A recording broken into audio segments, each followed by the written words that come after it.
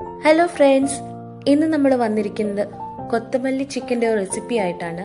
വളരെ സിമ്പിളായിട്ട് ചെയ്യാൻ പറ്റുന്ന ഒരു തുള്ളി എണ്ണ പോലും വേണ്ടാത്തൊരു റെസിപ്പിയാണിത്. അപ്പം നമുക്ക് ഇതിന് വേണ്ട ഇൻഗ്രീഡിയൻസ് നോക്കാം. ഞാനിവിടെ ഒരു 200 ഗ്രാം ചിക്കൻ എടുത്ത് വെച്ചിട്ടുണ്ട്, കഴുകി വൃത്തിയാക്കി വെച്ചിട്ടുണ്ട്. പിന്നെ നമുക്ക് വേണ്ടത് 1 ടേബിൾ സ്പൂൺ ഇഞ്ചി വെളുത്തുള്ളി പേസ്റ്റ്, കൊത്തമല്ലി 3 tablespoon, garam masala 1 table spoon.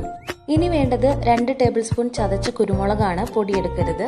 പിന്നെ ആവശ്യത്തിന് ഉപ്പ്, കറിവേപ്പില.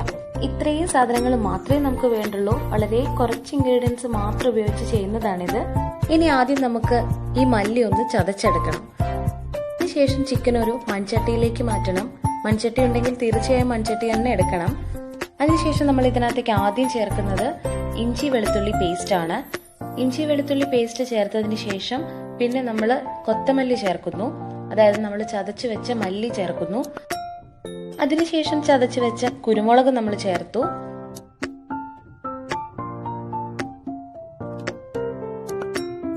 ശേഷം നേരത്തെ എടുത്തു വെച്ച ഗരം മസാലയും കൂടി ചേർത്തിട്ട് ഉപ്പും കൂടി ചേർത്തതിന് ശേഷം നന്നായിട്ടൊന്ന് മിക്സ് ചെയ്തെടുക്കണം.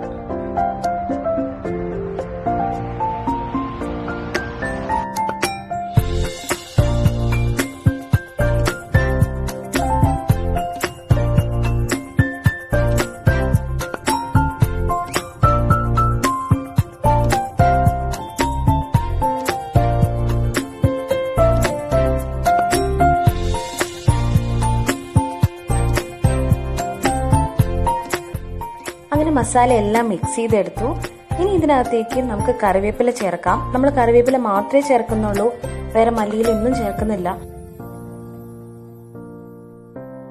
ഇനി നമുക്ക് ഇതിനകത്തേക്ക് കുറച്ച് വെള്ളം ചേർത്ത് കൊടുക്കാം. ചിക്കൻ വേവാൻ ആവശ്യമായിട്ടുള്ള വെള്ളം മാത്രം മതി.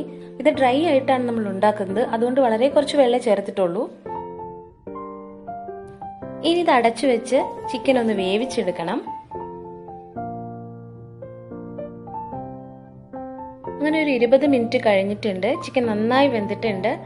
ചട്ടിയിലിട്ട് വേവിക്കാൻ ബുദ്ധിമുട്ടുള്ളവർ കുറച്ച് സമയമൊക്കെ ലാഭിക്കണമെന്നുണ്ടെങ്കിൽ ഈ മിക്സ് എല്ലാം ചേർത്തിട്ട് കുക്കറിലിട്ടിട്ട് 1-2 വിസിലടിച്ചാൽ മാത്രം മതി. ചട്ടിയിലിട്ട് ഇങ്ങനെ ഡ്രൈ ആക്കി എടുക്കുമ്പോൾ അതിന് പ്രത്യേക ഒരു ടേസ്റ്റ് ആണ്. അതുകൊണ്ടാണ് ഞാൻ ചട്ടിയിൽ തന്നെ ചെയ്യണമെന്ന് പറഞ്ഞത്. ഇനി ഇതൊന്ന് ഡ്രൈ ആവുന്നത് വരെ തുറന്നു വെച്ച് ഇടയ്ക്കിടയ്ക്ക് ഇളക്കി കൊടുത്ത് ഒന്നുകൂടി ഒന്ന് വേവിച്ചെടുക്കണം.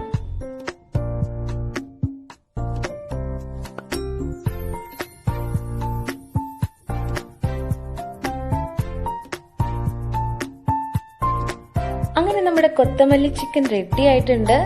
എണ്ണയൊന്നും ഇല്ലാത്തത് കൊണ്ട് ഇത് ടേസ്റ്റ് ഇല്ലാന്നൊന്നും കരുതരുത് കേട്ടോ, ഭയങ്കര ടേസ്റ്റ് ആണ്. അപ്പൊ എന്തായാലും നിങ്ങൾ ഈ റെസിപ്പി ഒന്ന് ട്രൈ ചെയ്ത് നോക്കണം.